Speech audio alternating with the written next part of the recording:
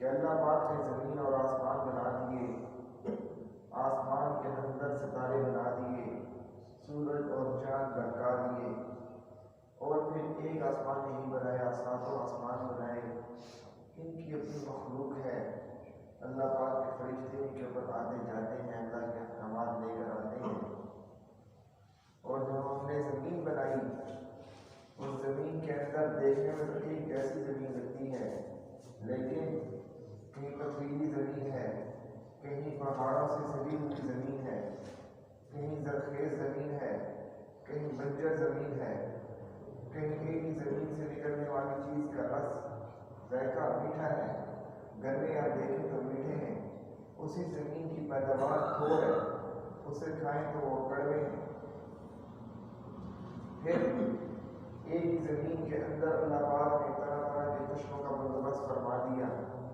پھر اللہ پاک نے ہماری کوئی طرف سمندروں کی طرف کی کہ سمندر کے اندر اتنے بڑے بڑے جہاز چلتے ہیں جس پر لوگوں کی معیشت کا دار و مدار ہے۔ گزشتہ دنوں آپ لوگوں کو پتہ ہوگا، یہ نہر سویز ایک نہر ہے مصر کے اندر۔ مصر تو اندر ایک چھوٹی سی پٹی ہے، تقریباً 20 کلومیٹر کی۔ اس چھوٹی سی پٹی کے اوپر ایک جہاز پھنس گیا۔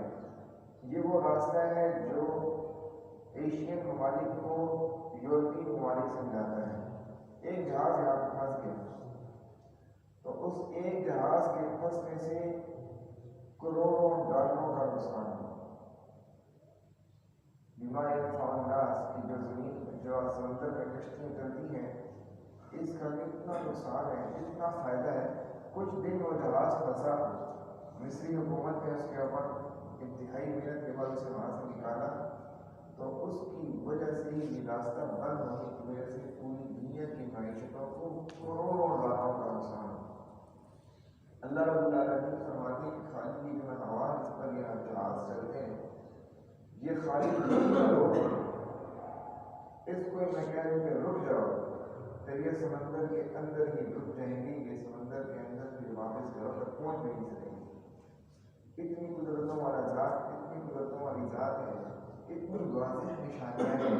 ایک گھر ایک سرپرست کے بغیر نہیں چل سکتا، اٹھنے جانے کا کوئی انتظام نہیں ہوتا، جس گھر کے اندر چیک اینڈ بیلنس نہیں ہوتا، کھانے پینے کی کوئی روٹین نہیں ہوتی، پہننے اور سونے کی کوئی روٹین نہیں ہوتی، تو ایک اتنا بڑا کارخانہ عالم ہے، وہ کیسے چل رہا ہے؟ کوئی ایک اس کا سرپرست ہے، کوئی ایک اس کو چلانے والا ہے، کوئی ایک اس کو بنانے والا ہے۔ لیکن آج کی آیت اللہ پاک فرماتے ہیں وَمِنَ النَّاسِ مَن يَتَّخِذُ مِن دُونِ اللَّهِ أَندَادًا يُحِبُّونَهُمْ كَحُبِّ اللَّهِ۔ بعض لوگ ان نشانیوں کو جاننے کے باوجود اللہ رب العالمین کے ساتھ لوگ شرک کرتے ہیں، اور جن چیزوں کو شریک بناتے ہیں ان سے ایسے محبت کرتے ہیں جیسا کہ اللہ رب العالمین سے محبت کی جاتی ہے۔ حضرت عبداللہ بن عباس رضی اللہ تعالیٰ عنہ کی، بلکہ عبداللہ بن مسعود رضی اللہ تعالیٰ عنہ کی روایت ہے، انہوں نے آپ صلی اللہ علیہ وسلم سے پوچھا کہ یا رسول اللہ، سب سے بڑا ظلم کیا ہے؟ آپ صلی اللہ علیہ وسلم نے فرمایا سب سے بڑا ظلم یہ ہے کہ انسان اللہ رب العالمین کے ساتھ کسی کو شریک ٹھہرائے۔ کافروں کا طریقہ یہ ہے کہ جس کو اللہ کا شریک بنا دیتے ہیں، اس سے ویسی ہی محبت کرتے ہیں جیسے کہ اللہ رب العالمین سے محبت کی جاتی ہے۔ وَالَّذِينَ آمَنُوا أَشَدُّ حُبًّا لِلَّهِ، ایمان والوں کی کیفیت یہ ہے کہ ایمان والے اللہ ہی سے محبت کرتے ہیں، اور اللہ کی محبت میں بہت سخت ہے۔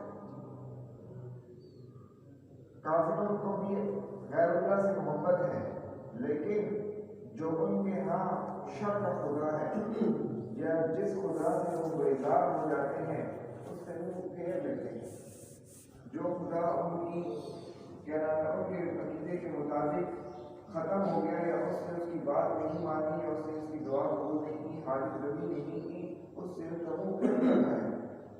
اور ایمان والوں کی کیفیت یہ ہے کہ تن دستی کے عالم میں ہو یا فراخی کے عالم میں ہو، محبت صرف اللہ سے کرتے ہیں۔ دعا اللہ تعالیٰ کی طرف سے قبول ہو جائے تو اس پر بھی شکر کرتے ہیں، دعا اللہ کی طرف سے قبول نہ ہو تو اس کے اندر بھی کوئی عافیت اور مصلحت سمجھتے ہیں، اللہ کا ساتھ نہیں چھوڑتے، اور ان کے اندر جو اللہ کی محبت ہے وہ انشیکبل ہے، وہ ہلائی نہیں جا سکتی، وہ مٹائی نہیں جا سکتی۔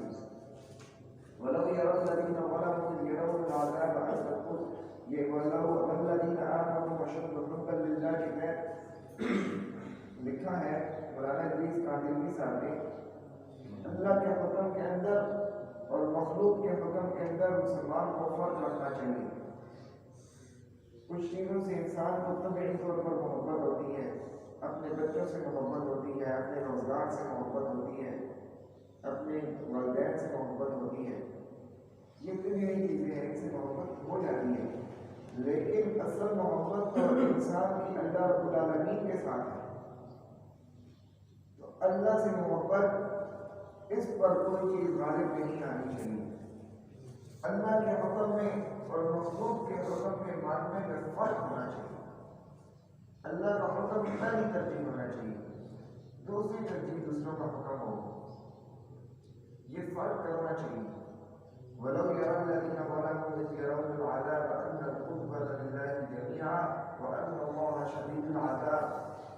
اللہ پاک فرماتے ہیں کہ جن لوگوں نے ظلم کیا، اور میں نے آپ کو بتایا کہ سب سے بڑا ظلم یہ ہے کہ انسان اللہ کے پاس اللہ کے ساتھ کسی کو شریک ٹھہرائے، جب وہ اللہ کا عذاب دیکھیں گے تو انہیں یہ بات سمجھ میں آ جائے گی کہ تمام کی تمام قوتیں ان کا مالک صرف اللہ ہے، اللہ کے سوا کوئی ان قوتوں کا مالک نہیں ہے، جو سمندروں کو بھی روک سکتا ہے، جو پہاڑوں کو روئی کے گالوں کی طرح اڑا سکتا ہے، جو سورج کو بے نور کر سکتا ہے، جو سورج کو سوا نیزے پر رکھ سکتا ہے، جو بڑے سے بڑے کافروں کو سخت سے سخت عذاب دے سکتا ہے۔ تو جب یہ ظالم لوگ ان قوتوں کا مشاہدہ کر لیں گے تو انہیں یہ بات معلوم ہو جائے گی کہ سب سے بڑی طاقت اور تمام کی تمام طاقتیں صرف اللہ رب العالمین کی ہیں، وَأَنَّ اللَّهَ شَدِيدُ الْعَذَابِ۔ اور پھر یہ بات بھی انہیں سمجھ میں آ جائے گی کہ اللہ کا عذاب بڑا سخت ہے۔ دنیا کے اندر جو لوگ اللہ کے ساتھ شرک کرتے رہے ہیں انہیں معلوم ہو جانا چاہیے کہ اللہ ہی تمام طاقتوں کا مالک ہے اور اللہ ہی سخت عذاب دینے والا ہے۔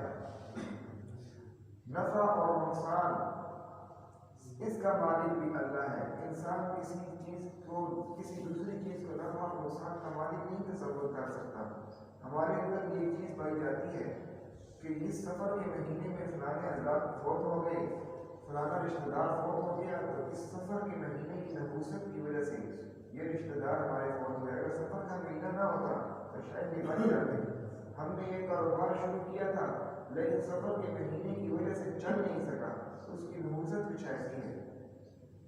ایک بات یاد رکھنے کی ہے اور خوب اچھی طرح سمجھنے کی ہے، نفع اور نقصان کا مالک صرف اللہ ہے، اور یہ نسبت کسی اور کی طرف کر دینا کہ یہ فلانے بندے کی وجہ سے میرا کام خراب ہو گیا ہے، فلانے مہینے کی وجہ سے میرا کام خراب ہو گیا ہے، فلاں وجہ سے میرا کام خراب ہوا ہے، یہ بھی شرک ہے، کیونکہ نفع اور نقصان کے فیصلے کرنے والی ذات اللہ تعالیٰ کی ہے، اور انسان تو محض سبب بنتے ہیں، یہ فلانے دن فوت ہو گیا، یہ اس دن فوت ہو گیا، یہ سبب کے درجے میں ہے۔